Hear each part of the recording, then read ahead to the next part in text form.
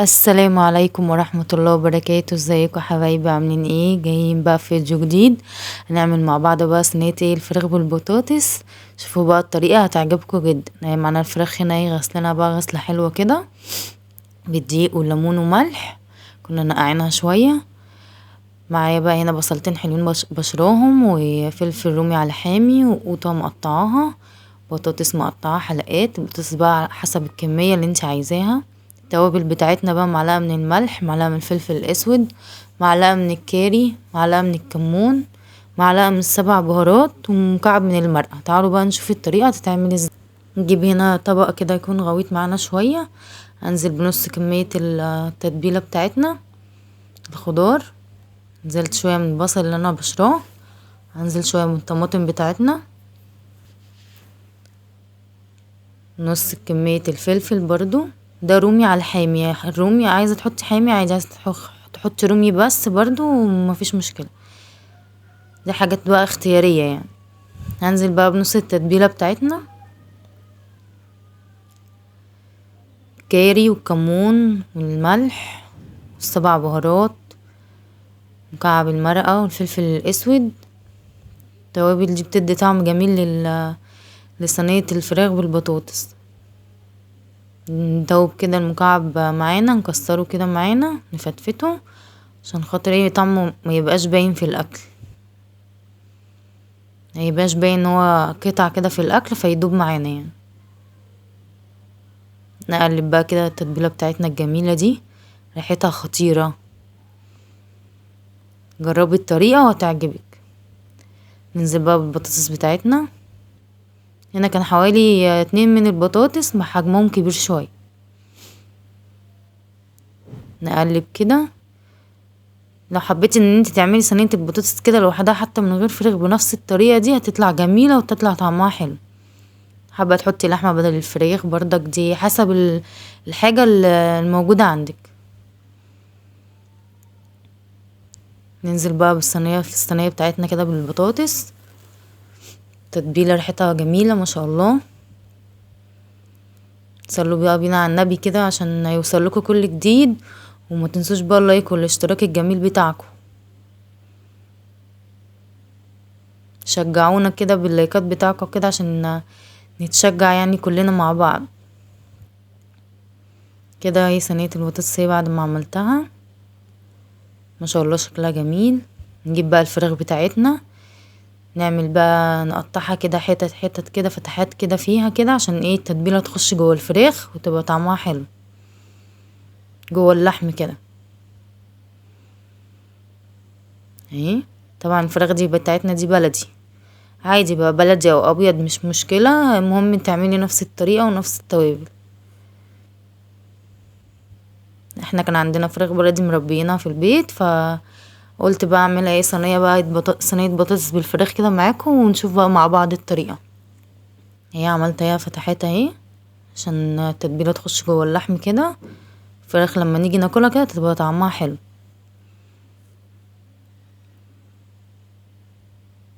هنيجي بقى في نفس الطبق تاني، ننزل بقى بقية الكمية بتاعتنا بتاعت الخضار، البصل والفلفل والطماطم. ننزل بقى بقية التوابل بتاعتنا برضو. ممكن نعمل التتبيلة مرة واحدة ونقسمها مفيش مشكلة عادي، بس انا حبيت ان انا اعملها ايه خطوة خطوة كده مع بعض بالراحة، عشان خاطر ايه نبقى شايفين مع بعض كل حاجة، وعشان ما نتلخبطش كمان اهي. ننزل بقى بالفراخ بتاعتنا بقى كده، نجيب صينية البطاطس جنبينا عشان ننزل بقى بالفراخ كده فوقيها كده عشان نحطها على النار. نمسك بقى الفراخ بتاعتنا نحشيها بقى كده، ندعكها كويس قوي بالتتبيله عشان التتبيله تخش جوه اللحم كده وتبقى مطعمه كده وطعمها حلو. دعكيها المهم كويس قوي.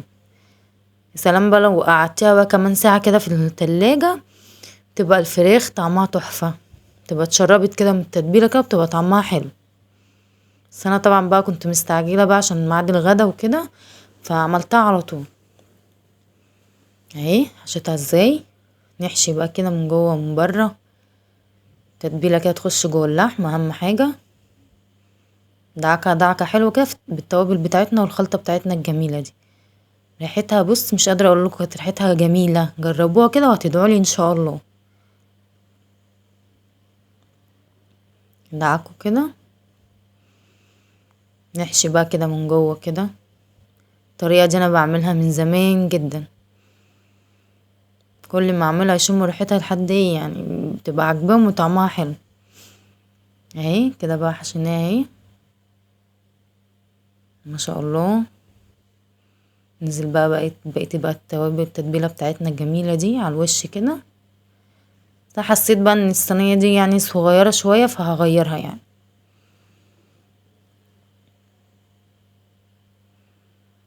اهي ما شاء الله شكلها جميل ويفتح النفس.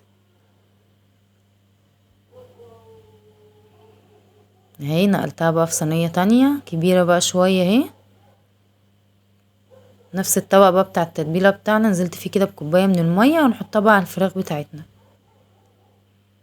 نحطها بقى على النار بقى، النار شويه، وبعد كده بعد ما تقرب تخش في السوا كده ونحطها في الفرن. اهي بعد ما حطيتها كده على النار شويه حطيت لها كده كام مكعب من الزبده عشان يديها طعم معانا كده جميل. تعالوا بينا بقى نعمل الرز بتاعنا الحلو. نجيب بقى حله على النار فيها مكعب من الزبده، شويه من الزيت عشان الزيت بيدي لمعه كده للرز وبيبقى طعمه حلو. اهو الفراخ بتاعتنا بقى كانت على النار، الريحه بص مش قادره اقول لكم كانت عامله ازاي. عمالين يخشوا لي المطبخ يقولوا لي ايه الريحه دي. صدقيني جربيها وهتقولي نفس الكلام اللي انا قلته. اهي ننزل كده بالرز بتاعنا نشوحه بقى كده في الزبده والزيت بتاعنا، نشوحه كده تشويحه حلوه كده. توابل بقى اللي انت حابه تحطيها اللي عندك موجود، الموجود عندك حطيه يعني.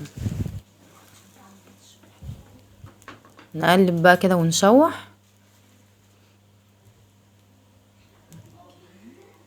هنزل بقى معلقه كده نص كده معلقه من الكاري عشان يدينا اللون الحلو كده، شويه من الفلفل الاسود اهو.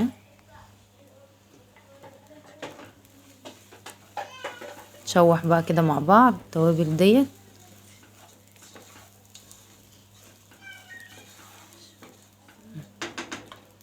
بص تلاقي اللون بقى اتغير والطعم اتغير.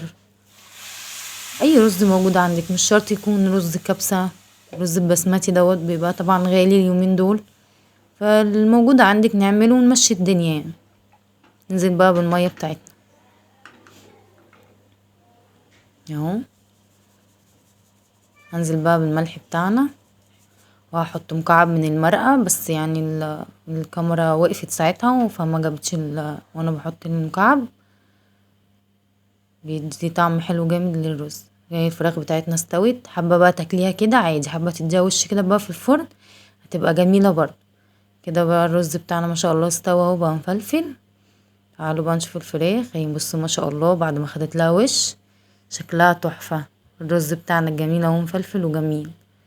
بصوا صينية الفراخ عاملة ازاي، ولا البطاطس بقى متشربة كده من الفراخ والصوص كده بتاع الفراخ كده جميل. صدقيني جربيها وهتعجبك جدا. اهي ما شاء الله. هدوقها بقى معاكم نشوف طعمها عامل ازاي. هي الخلطة لوحدها تتاكل كده حتى من بعيش مش لازم الرز. البطاطس طبعا بتختلف جامد لما بتعمليها لوحدها ولما بتعمليها مع الفراخ تاخد كده السوائل اللي بتنزل من الفراخ كده بتبقى طعمها جميل. طبعا بقى لو عجبكم الفيديو متنسوش اللايك والاشتراك بتاعكم الجميل. مع السلامة.